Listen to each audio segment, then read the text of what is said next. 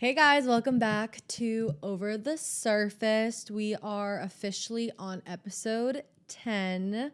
Crazy, insane, a little over 2 months of the podcast running. I'm getting right into it. Last episode, I talked about a book that I was reading called Intermezzo. I think it was the last episode I was talking about it. I think so. Anyways, I finished it. And I just wanted to give my 2 cents, a little review, my thoughts, basically, on it. Here it is, by Sally Rooney. I really loved this book. I really, really loved it. It's basically about grief and about two brothers experiencing grief, but in the midst of that, they are kind of in these romantic entanglements, kind of. And it just portrays such an amazing story. Sally Rooney really did such a great job with character development in this. I mean, it was crazy. Even to the end of the book, I felt like I was still getting such insane descriptions of the characters or explanations on the characters that made me see them in a different light. I don't know. It was just such a great book, and I 10 out of 10 recommend. I've never read anything about grief, or I've never read a novel with the backstory around it being grief. And grief is such a strange thing for me. I've said this before, especially when I've experienced loss. It's hard for me to wrap my head around it. And obviously, you can talk to a lot of people about it. You can kind of get input here and there, but it is interesting when reading a fictional novel that was written from a real person and kind of their perspective on grief and kind of what their interpretation is on it and how people would, I guess, handle it in different ways. So yeah, I really, really loved it. And I'm actually thinking of rereading Normal People by Sally Rooney. I don't know. I've just been on a little bit of a kick. And the last time I read this book was in 2020 during COVID. So I really want to reread it. And I don't know, just kind of get that feeling of reading a book for the first time. I know what happens because I've read it, but there's something about reading it and when you haven't read it in so long, you're like, oh my gosh, wait, you just get those like butterfly feelings or that like exciting feeling of what the story is. Am I making sense? I think so, maybe. But you know what I mean? I just feel like I'd get excited all over again for it. And this is exactly right up my alley. And I just want to read it again. So I guess I'll give you guys my review on it again when I'm done with this. But I love it. That's what the review is going to be. I don't want to become a review channel, a review podcast. But last night, I had the absolute honor of going to see the new movie, We Live in Time, a couple days before it comes out. So it actually comes out October 11th in New York and LA. And then I think everywhere else it comes out a week later, October 18th. And I was invited by A24 to go watch it. And thank you so much, because love their movies. But I have been anticipating this movie for so long. Well, first of all, love Andrew Garfield, love Florence Pugh. They are two of my top 3 favorite actors and actresses of all time. And I need you to know, if you go watch this, no, you should go watch this. It will have you crying from the very start to the very end. They actually gave us a pack of tissues when you walk in because that's how emotional you get and how, not overwhelmed, but look, the story is a simple one, but it's just so impactful, if that makes sense. Like it's a simple story. It's shot very simple. There's nothing like crazy to it, but it is so incredibly impactful. And I feel like when you're watching it, it just makes you realize a lot of things. I think a lot of the movie too is wanting you to really think about the present and not the future. And when you see it, you'll understand what I mean. But to really live in the present and to really embrace that, because you never really know what could happen. But guys, holy shit, I was hyperventilating the whole time. And I went with my boyfriend and he was like, you good? Like, he's like, because he's not a big crier. So when we go to movies like that, I'm a mess. I am an absolute wreck and a half. But yeah, I definitely recommend watching it if you love romance, which is right up my alley. Love romance, love a good rom-com, love romantic drama. It's mwah. I think, did I write anything else? I wrote little notes about these things. Okay, yeah. So I did write this one note about the movie, and I said sometimes our future robs us and we don't even realize it. And I wrote that down, and then I read it again and I was like, wait, that's good, Franny. That's good. I was thinking about how we should be living more in the present. And I think sometimes when we are so fixated on the future and we're so obsessed with the idea of what the future will hold and like what we want to be remembered as and this and that, you are robbing yourself of your life, of your current life, of your present life. And I think it's just really important to remember that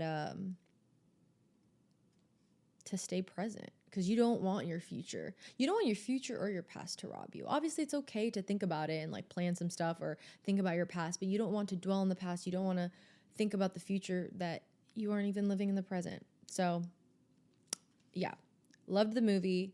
If you have the opportunity to see it, I 10 out of 10 recommend. It was right up my alley. Love it, love it, love it, love it. Also, something else I wanted to talk about, well, now in the topic of movies, TV shows, I made a TikTok about this, but I started watching season 7, I think, of Love is Blind, US. And first of all, that show is so gnarly, guys. It is so gnarly. I still can't wrap my head around how people do this, and it works. I mean, it's just so insane because for me, this is my thing about the show. I'm really good at reading people when I see them. It's not even like looking at them and being super infatuated by their looks or by what they look like. It's more of I can just read you when I can see you a lot better. I feel like a lot of people behind closed doors, or if you're talking to someone with a wall in front of you, you can't really gauge the genuinity. Is that a word? Genuinity? The genuine feeling that you can get from someone behind a wall. I think I can just gauge it a lot better if I'm actually face to face with them. I can tell if they're bullshitting. I can tell if they're lying. So it's kind of hard for me to really accept that this show can genuinely like connect you. It's not, obviously it's happened, which is amazing, but it's just crazy. I don't know. It's such a crazy show. Anyways, that's not what I wanted to say. That is not what I wanted to say. They were saying a lot of, I was going to say characters. Well, they are characters, but a lot of the people on the show were talking about how you know, they were like, oh, you're like an onion. There's a lot of layers to you. I felt like I heard that 3-4 times in the first couple of episodes.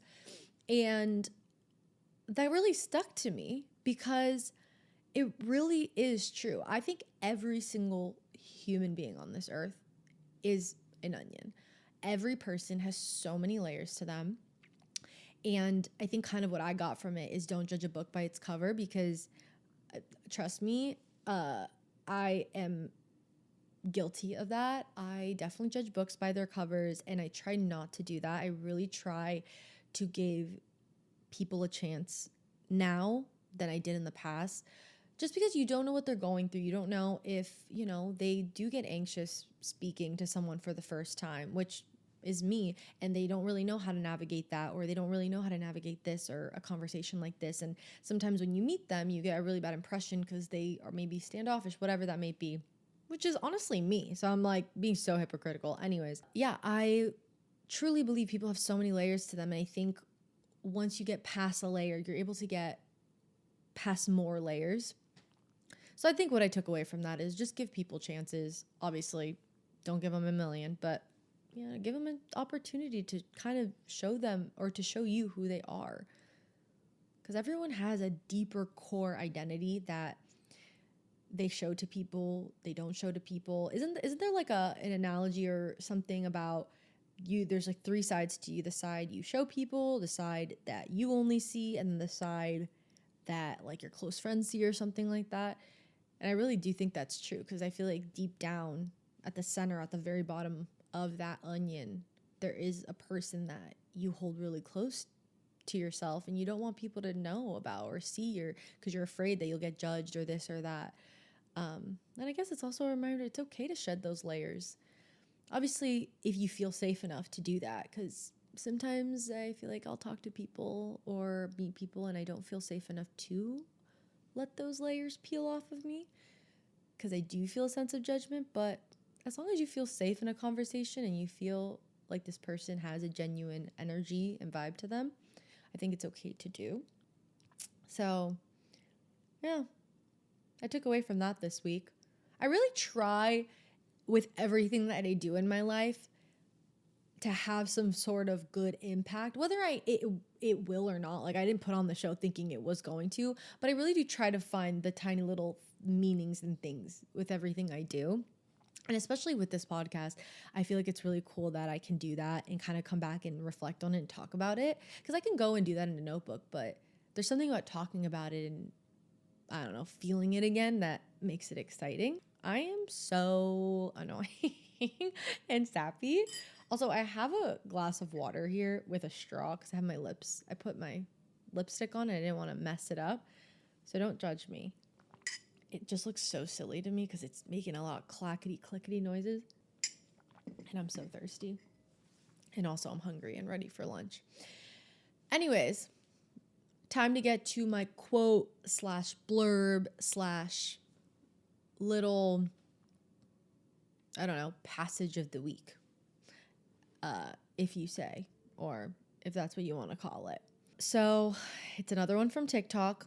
Guys, TikTok really be hitting me with the quotes and the poems and the blurbs.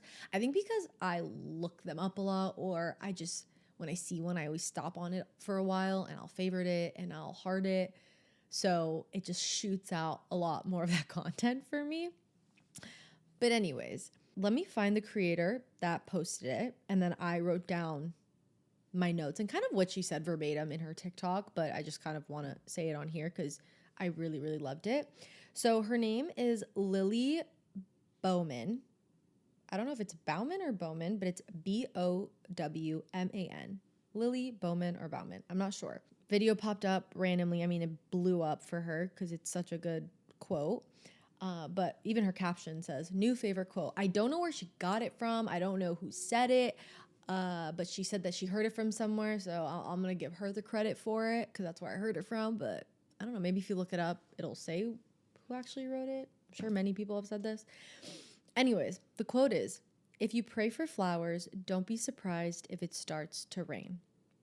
And when she first said that in the video, I kind of just stopped myself. I was kind of confused. I was like, wait, what the fuck? What are you saying? Anyway, I'm getting there.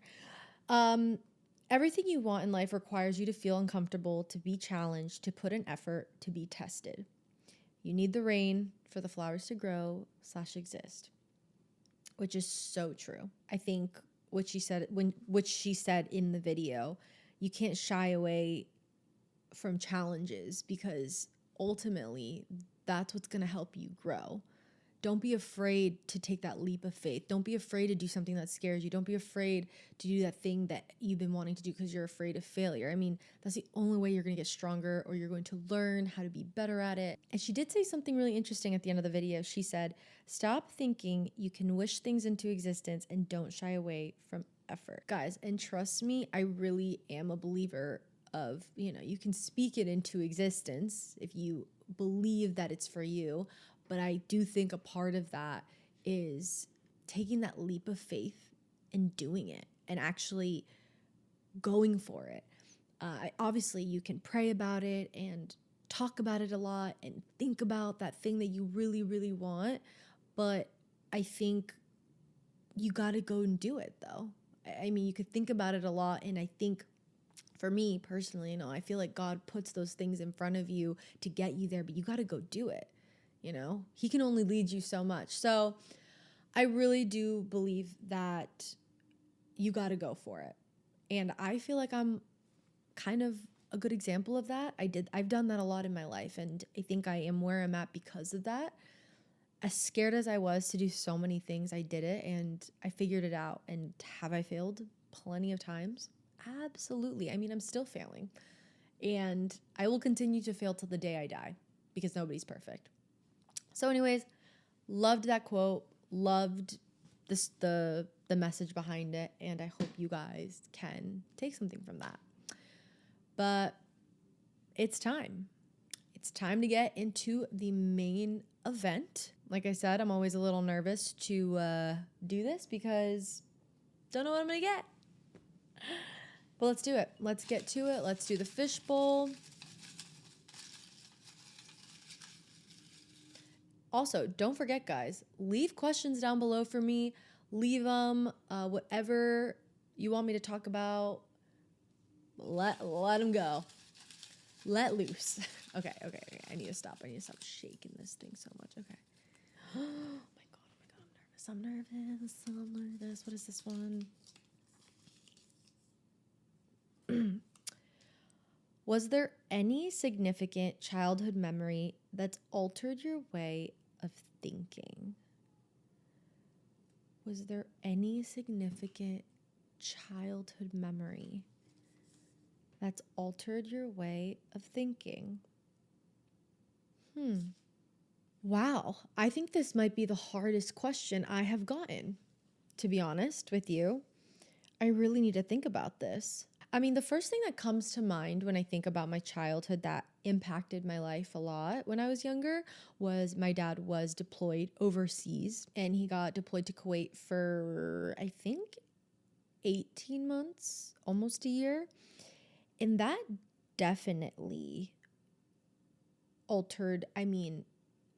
affected my childhood, just because I was so young, but I remember it being such an impactful time for me because, my dad left and my mom was ultimately just a single mom at home, and she was, doing a lot by herself. And I felt like in that time, it felt kind of like, I don't want to say I felt like I had to grow up quicker, but I felt like at that time I wanted to be as helpful as possible.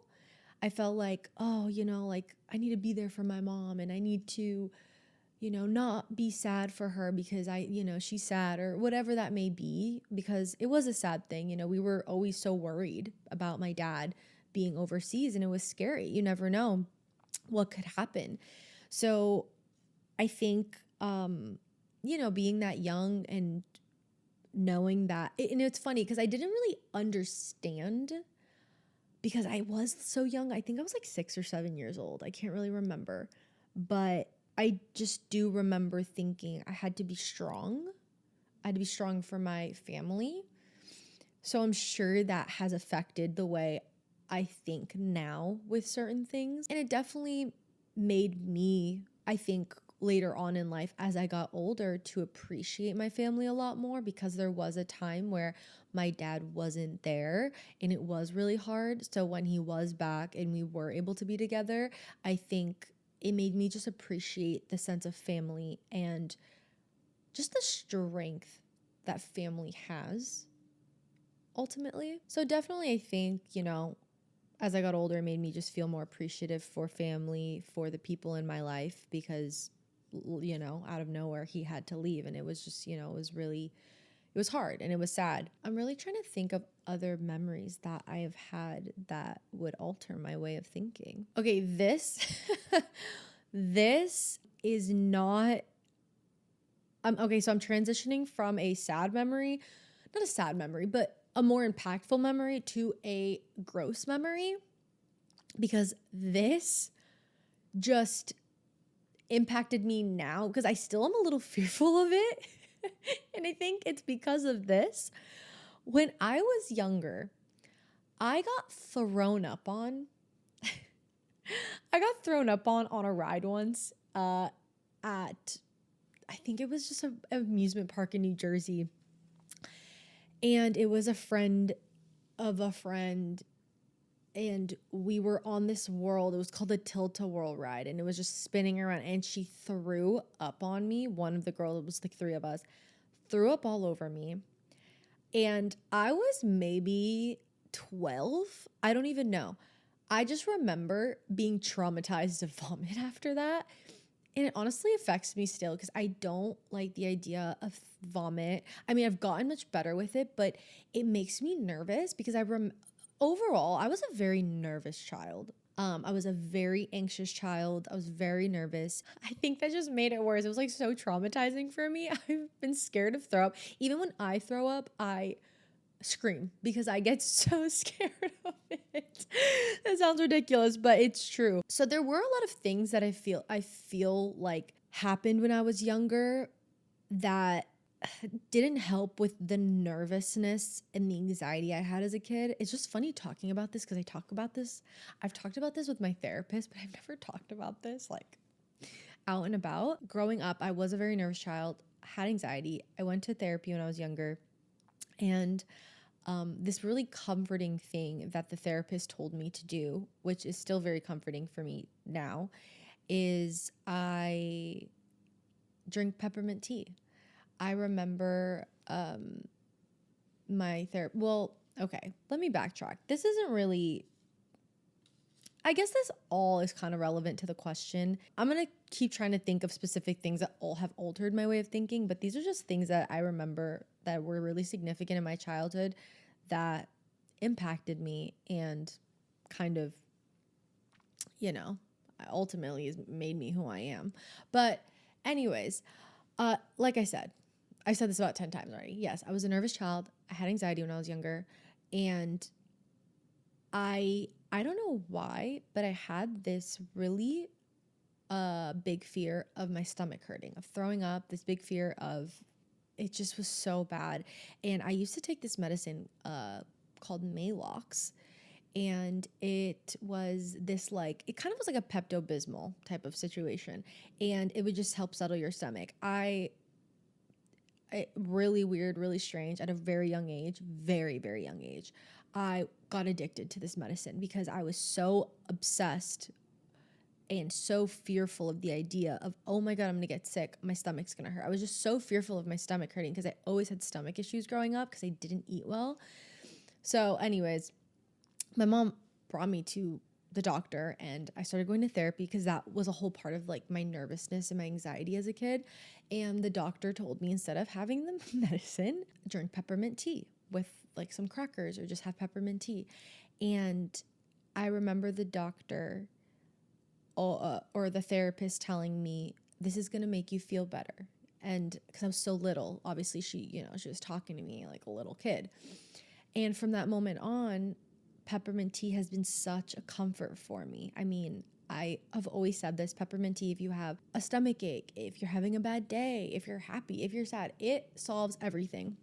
I'm a big advocate for peppermint tea. And yeah, I still drink it to this day. Sometimes even when I'm a little overwhelmed now or not feeling well mentally, not even anything to do with my stomach, I will have a cup of hot peppermint tea. It's a very big comfort for me. Speaking of my therapy when I was younger, made me think of something that I think definitely has impacted my thinking now. But because I struggled with a lot of things, I remember my therapist telling me, all right, every night, because I think at the time I didn't understand what anxiety was. I didn't know what it was. I was so little. It just didn't make any sense to me. So we would say, whenever you're feeling nervous. So my therapist would always tell me to write on a piece of paper. I would cut out little pieces of paper, kind of make it a thing. And she said, write down everything that's making you nervous. And I remember writing down what made me nervous that day. And I would write it on a piece of paper and I would fold it up. And she said, throw it away in a jar. So every night I would sit there. My mom and I, my mom would set up the papers for me and then she'd let me write what was making me nervous for the day. And I would fold it up and I would put it in the jar. And I remember that very vividly because I think it did really help me thinking about, obviously the anxiety I felt as a kid was so heavy, but the fact that I was able to relieve it so easily, just putting it in a jar and like, I don't know, talking about it later with the therapist and kind of working through it, it just, I think helps me now realize that feeling isn't permanent in me and I can get rid of it at some point. Whatever that moment feeling is, whether that's really nervous about my day because of a certain thing, or I'm getting nervous because of food, or I'm getting nervous about this, that feeling doesn't last forever and I can get rid of it. And I think that's ultimately what I got from that. And I still implement that into my day. I mean, I'm not writing it into a piece of paper and throwing it into a jar, which honestly, even if as an adult, I don't see that being a bad idea if that helps you. But for me, I just write it out or I talk about it with someone and just like let it go, relieve it, release all that bad, nervous feeling I have, I guess. So definitely doing that has impacted me and has helped me a lot. I think in general, something that has formed me and shaped me into who I am as a person now is the fact that I'm an only child, honestly. I just was thinking about it, and truthfully, because I was thinking about what I said earlier about, my dad going to the army, and I felt like I had to be there for me and my family, even though I was so little. It was just such a weird feeling, but I was an only child. And I think a big part of who I am today and the way I am is because I didn't have siblings. And yes, I grew up with a lot of friends. I was really blessed with that. I did a lot of activities. My mom always had me in. I would do tennis. I played basketball. I did cheerleading. I did softball or little league, pee-wee little league. So I was doing like baseball, softball when I was really young. I did everything. Gymnastics, my goodness. She put me in everything, whatever I wanted to try or whatever she, was seeing what I was into so I could keep doing it. Basketball stuck for me. Love basketball. Yeah, I think when you're growing up without siblings, I don't know what it's like to grow up with siblings, but now that I kind of have not that experienced it, but I lived with boys and I feel like I have such close friends that feel like siblings to me now. It definitely affected me a bit because I kind of just had to do it on my own, even though everyone around me was always helping me. But ultimately, you're on your own. And I'm trying to think of exactly things that affected me in that way. But like I said, I had friends, so I never felt lonely. It's just like when things in life got tough, obviously I have my parents and my parents have always been there for me and I'm so grateful for it. But when things get tough, you kind of are on your own. You don't have a sibling to run to. You don't have a sister or brother to go to. And I think as I got older, I realized how so many people rely on their siblings for advice or to talk to, or even if you get into a tiff with your parent, ultimately it's just me. I don't have a sibling to run to if my parents were not understanding of something. It was just kind of me, and I would always just take the heat on everything. I never was, someone that had that sibling to go to. And it's really funny. My parents planned on having more kids. It didn't end up happening. It was just too hard. But yeah, they were planning on having a lot more kids and it just didn't end up happening, unfortunately. But I think that's why I also want to have multiple kids. Maybe that's another reason why I desire to have a lot of kids, because I experienced being on my own with no siblings. And it's really funny because as much as I would have loved to have siblings, and I know how much I would have, wanted to have that person there to talk to and be with, I mean, I wouldn't be who I am today if I had siblings. I don't even know if I would be living in California. I don't know if I would be doing what I'm doing. So it's hard to say, because when people ask, like, oh, what's it like being an only child? Like, do you like being an only child? And I just answer, I don't know anything else. I don't know what it's like to have siblings. I don't know. So I think that really shaped me, truthfully. One thing that I did come to the realization as I got older. This was a while ago I made this realization, but it was kind of a sad realization, was I was never going to be an aunt. I was never going to have nieces and nephews. It was a sad realization, I think, in my early teens. This was before my friends started having babies and, whatever. And I had cousins. That's another thing. I had a lot of cousins, though. So I didn't feel fully alone. But you know what I mean? But they're not your sibling. But I had a lot of cousins, which was amazing. I love my family. I knew when my cousins had kids, I would end up being like an aunt to them. And when my friends have kids, I would ultimately just be like an aunt to them. So I think as I got older, like past that feeling, I knew that feeling of being an aunt would be there. But I think when I was entering my teens, my later teens, like I was thinking about it a lot. I was like, that's kind of sad. But at the end of the day too, like family doesn't necessarily mean blood. Some people have family and it's just because they're incredible people and they brought them into their lives and took them as if they were their own child or their own family member. So I think that's also what's taught me a lot about being an only child, is that blood does not mean family. I mean, family can mean so many different things. And something that I'm really blessed about that is really nice. So my boyfriend has 2 sisters and they have five kids. And to see my boyfriend being such an amazing uncle and having so many nieces and nephews, and in the future, if we did get married and whatever, knowing that they would be my nieces and nephews too, it's just a really sweet, warm feeling. And I think God blessed me in that sense because I don't have any siblings and I don't have any nieces and nephews. So to see him be that and to know that that potentially could be me makes me really happy too. I'm so sorry. I feel like this episode I'm a little all over the place because I didn't really have time to prep or think about it, but I guess it's just kind of word vomit. I feel like I'm being a little repetitive and saying a lot of things over again, but it's just kind of how I'm feeling. Being an only child does have the perks of, you get all the attention, you get all the presents for Christmas, you get all, you know what I mean? So I feel like there's pros and cons to it. Yeah, I don't know what life would have been like if I grew up with a sibling. What if I actually hated it? I could sit here being like, I would have loved it. Maybe I would have hated it if my parents did end up having more kids. I don't know. And like I said, it's just so crazy to think how that one thing could have altered my life completely. If I did have siblings, would I be where I'm at right now? Would I still be in New Jersey? Would they be all out here with me? It's so much to think about, so many what ifs, right?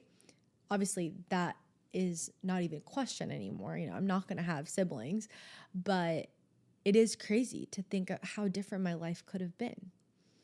Would they have looked like me? It's just so weird. It's so weird to think about. I will say one thing that my mom always said that I was like as a kid. It's just, this was a random thing, and I'm not even to like toot my own horn.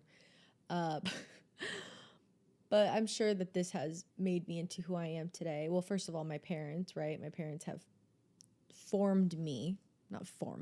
My parents have taught me everything I know about life, right? Growing up and how to treat people and how to say thank you and just all that stuff, right? Anyways, the one thing my mom has always said, she was like, Franny, when you were a kid, you were always the kid to give up your toys. You were always the kid to share your stuff. I mean, I never was the one to fight back. I was never the one. If someone wanted something that I had, I gave it to them.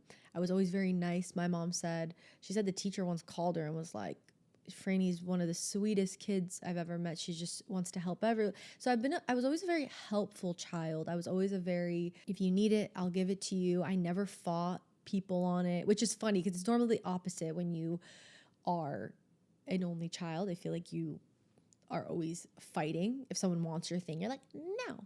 But I was the opposite, which I guess is nice. I have my mom and my dad to thank for that. I am the way I am because of them. Yeah, so I think that also formed me into who I am today.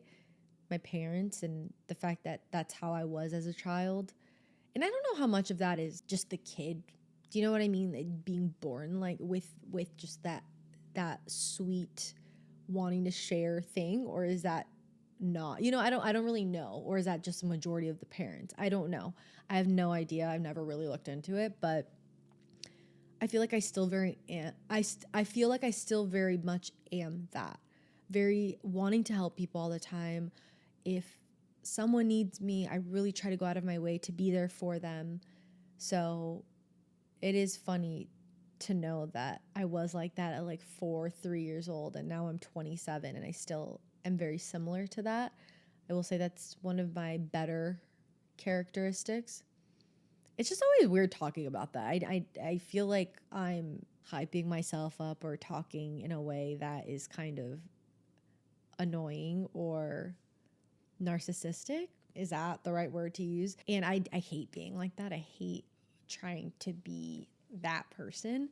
But I don't know. I think maybe I have to be more comfortable with it. I think it's okay, and it's as long as you're not doing it all the time. But I think it's okay to be like, yeah, I think this is what makes me a really good person, and I feel like this is what has turned me into who I am today. And I'm honestly proud that I am a person like this, that I want to share and that I want to be there for the people that I love. So maybe I'll try and work on that, because I don't know, sometimes you can inspire someone to be a better person just by talking about being a good person. Because I definitely have been inspired by videos or watching people talk about themselves and kind of how they are and what they do, and it just is impactful, and it makes you think about what you're doing with your life and how you want to be perceived and what you could do to be there for your community. So I think that's also really important. I think that's it for the episode. Like I said, I'm sorry. I feel like this question got my brain all over the place. I was a little repetitive, but I mean, it is what it is, right? It's a big ramble fest. Well, I hope you guys enjoyed this episode. I really liked this question. It really got my gears and my brain cranking real hard. But don't forget, leave a comment down below. Leave your question. We are filling up this bowl, this little fish bowl. Guys, we got to keep it going. Because if this bowl empties out, I don't know what I'm going to do. What do I do?